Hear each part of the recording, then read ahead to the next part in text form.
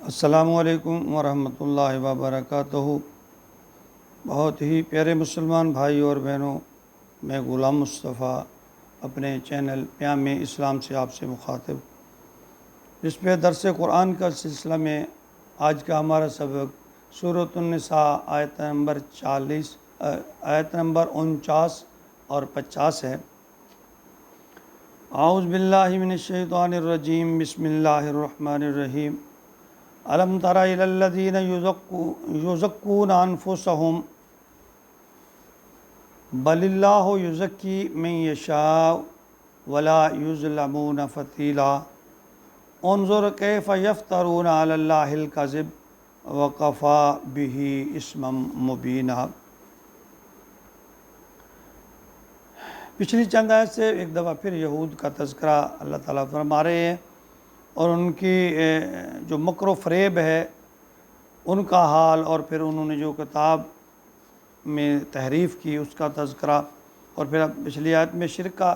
ذکر فرمایا، اور اس آیت مبارکہ میں پھر اللہ تعالیٰ نے یہود کی ایک اور بڑی چال اس کا تذکرہ کیا ہے کہ یہ یہودی جو تھے یہ اپنے آپ کو انوکھی، یعنی مخلوق اللہ کے بڑے چہیتے اور پاکیزہ کہا کرتے کہ ہم انبیاء کی اولاد ہیں، اور بعض کہتے ہیں انبیاء جو ہیں وہ چونکہ اللہ کے بیٹے تھے، ان کے نزدیک یہود و نصارہ ہم بھی اللہ کی اولاد میں سے ہیں۔ تو اس طرح اللہ تعالیٰ اس بات کا تذکرہ فرما رہے ہیں کہ الم تر الی الذین، کیا تو نے نہیں دیکھا ایسے لوگوں کو یزکون انفسہم، جو اپنے آپ کو بڑا پاکیزہ کہتے ہیں، پرہیزگار کہتے ہیں، یعنی وہ اپنے آپ کو اعلیٰ عرفہ سمجھتے ہیں کہ دوسری جتنے بھی لوگ ہیں، یعنی خاص طور پہ چونکہ ان کا مقابلہ مسلمانوں سے تھا، تو وہ انہیں سمجھتے کہ یہ جو لوگ ہیں نا یہ بس کیڑے مکوڑے ہیں، ہم اعلیٰ ہیں، ہم ان کا استحصال کر سکتے ہیں۔ اس طرح پہ سورۃ آل عمران میں یہ قول ان کا لیس علینا فی الامیین سبیل، کہ امیوں کے بارے میں، یعنی امی نبی پاک صلی اللہ علیہ وسلم کی امت کو کہتے تھے کہ ہماری کوئی گرفت نہیں ہے، کوئی پکڑ نہیں ہے، ان کے پاس ہم سے جیسا بھی رویہ رکھیں۔ تو ان کے بارے میں یعنی ان میں یہودیوں میں یہ ایک بیماری تھی، عام تھی، بلکہ وہ اس کو اعلان کرتے تھے کہ ہم یہود و نصارہ آپس میں انصاف کریں، اس دوسرے کا مال نہ کھائیں، ایک دوسرے کے ساتھ زیادتی نہ کریں۔ جب معاملہ امت محمدیہ کا آ جاتا، مسلمانوں کا آ جاتے، تو وہاں پھر ان کا اور قانون تھا، وہ کہتے تھے ان سے مفاد حاصل کرو جس طرح کر سکتے ہو، یہاں کوئی انصاف کی بات کوئی میں نے نہیں رکھتی، کوئی اخلاق کی بات کوئی میں نے نہیں رکھتی، آپ ان سے جیسے بھی سلوک کرو، اپنا مفاد حاصل کرو۔ یعنی یہ ان کی دو رخی تھی، آپس میں وہ کہتے تھے انصاف کی بات ہونی چاہیے، ایک دوسرے کا حق نہیں کھانا، اخلاق سے پیش آنا، لیکن جب مسلمانوں کی باری آتے تو جس طرح کہ یہ آیت نمبر 75 میں یہ فرمایا گا، لیسا، آل عمران کی یہ آیت ہے، لیسا علینا فی الامیین سبیل، کہ جو امی ہے نا، یعنی امت محمدیہ جو ہے،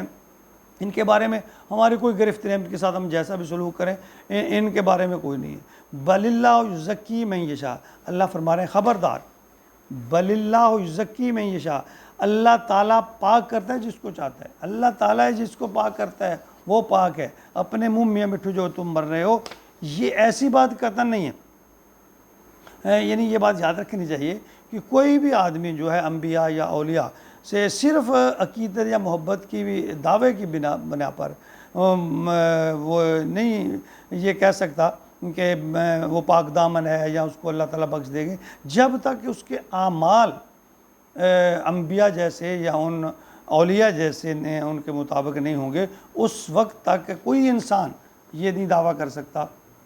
کہ وہ اللہ کا محب ہے یا وہ اس کا بیڑا پار نہیں، جب تک وہ ان کے سے اعمال کو اختیار نہیں کرے گا۔ ولا یظلمون فتیلا، اللہ فرماتے ہیں اور ان پر ذرا بھی ظلم نہیں، یعنی اللہ فرماتے ہیں میں چاہتا ہوں جن کو پاک کرتا، مجھے پتہ ہے کہ ان کو پاک کرنا ہے، اللہ فرماتے ہیں میں ان پر ظلم نہیں کروں گا، جو نیک کام اخلاص کے ساتھ کرتے ہیں، جو پاکیزگی اختیار کرتے ہیں، اللہ فرماتے ہیں میں ان کو جانتا بھی ہوں، اور ولا یظلمون فتیلا، ذرا بھی ظلم نہیں۔ یہ جو لفظ فتیل ہے نا،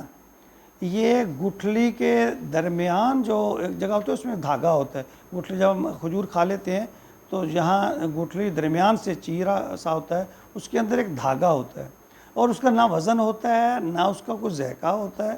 اللہ فرما رہے ہیں میں اس دھاگے کے برابر بھی کسی کا حق نہیں ماروں گا، کسی پر ظلم نہیں کروں گا، اس کو اس کا حق ادا کروں گا۔ فرمایا انظر کیف یفترون، دیکھو یہ لوگ اللہ پر کیسے افطرا بازی کرتے ہیں۔ انظر دیکھو کیف یفترون، یہ کیسے افطرا بازی کرتے ہیں اللہ پر، الکاذب جھوٹی بات، یعنی اپنے جھوٹ کے ذریعے جھوٹ باندھ کر یہ اللہ تعالیٰ پر الزام تراشی کر رہے ہیں۔ وَكَفَى بِهِ اسما مبینہ، یعنی ان کے گناہ کے لیے ان کے گناہ گار ہونے کے لیے اللہ فرماتے ہیں اسم مبین، یہی جو گناہ ہے نا یہ بہت کافی ہے۔ یعنی یہ جو افطرا بازی کرتے ہیں کہ ہم بڑے مومن ہیں، ہم بڑے پاک باز ہیں، اللہ فرماتے ہیں ان کی ناکامی اور بدبختی یہی ایک بہت بڑی ہے۔ ایک حدیث میں ہے کہ رسول اللہ صلی اللہ علیہ وسلم نے فرمایا کہ مجھے، یعنی امت محمدیہ کے لیے یہ فرما رہے ہیں، اور یہ ایک طریقہ بھی ہے، ایک اصول بھی ہے کہ جب شیطان جو ہے نا وہ کسی آدمی کو قابو نہیں کر سکتا، یعنی نیک ہونے کی اچھے اعمال کی وجہ سے، تو پھر اس کے اندر غرور اور تکبر اور میں پیدا کر دیتا ہے، خود پسندی پیدا کر دیتا ہے، اور یہ بڑی بیماری ہے۔ تو اس کے بارے میں حضور اکرم صلی اللہ علیہ وسلم نے فرمایا کہ مجھے تم پر سب سے زیادہ خوف اس بات کا ہے کہ کوئی شخص تم میں سے خود پسندی کرنے لگے کہ میں اچھا ہوں، میرے اعمال اچھے ہیں، میں نے یہ اچھا کیا، میں نے یہ اچھا کیا، اور پھر وہ اس پر فخر کرنا شروع کر دے۔ یعنی مومن جو ہے جب شیطان کے دوسری طرح اس کے قابو میں نہیں آتا اعمال میں، تو پھر یہ چیز وہ پیدا کرنے کی کوشش کرتا ہے، خود پسندی، فخر تھوڑا سا۔ تو اللہ فرماتے ہیں مجھے اس بات کا بڑا خطرہ ہے کہ تمہارے اندر یہ چیز پیدا ہو جائے گی۔ تمام جو چیزیں ہیں نا ان کی حقیقت اور اصلیت کا علم تو اللہ کو ہے۔ اللہ فرماتے ہیں کہ میں جس نے بھی نیکی کا کام کیا میں اس کو اور جو آپ خود اپنے منہ میاں مٹھو کریں بنے گا اس کی میرے ہاں کوئی وقت نہیں ہے۔ اللہ فرماتے ہیں میں جانتا ہوں، میرے علم میں ہے کہ کس نے کتنا عمل کیا ہے، کہ کوئی کتنا مجھ سے ڈرتا ہے، کسی کے اندر کتنا تقویٰ ہے۔ ایک اور حدیث میں فرمایا حضور اکرم صلی اللہ علیہ وسلم نے کہ خود پسندی اور اپنی تعریف، اس کا جو خلاصہ ہے اس سے بچو۔ آپ نے فرمایا کہ خود پسندی یعنی اپنے آپ کو بہتر سمجھنا، اس سے بچو، یا اپنے آپ پہ فخر کرنا جو ہے اس سے بچو۔ یہ نا ذبح کرنے کے مترادف ہے، یہ اپنے آپ کو ذبح کرنے کے مترادف ہے، یعنی اپنے اعمال کو اپنے اعمال یعنی کیے کر رہے جو اعمال ہیں ان کو مار دینے کے برابر ہے، یعنی ضائع کر دینے کے برابر ہے۔ حضرت عمر رضی اللہ تعالیٰ عنہ سے ایک حدیث مروی ہے کہ آپ نے فرمایا کہ جو شخص اپنی رائے جو ہے نا اسی کو ہی یعنی کہ مقدم سمجھتا ہے، اسی کو بہتر سمجھتا ہے، وہ بھی اس زمرے میں آتا ہے کہ جب انسان سے کوئی مشورہ رائے لی جاتی ہے اور وہ ایسے ڈٹائی کے ساتھ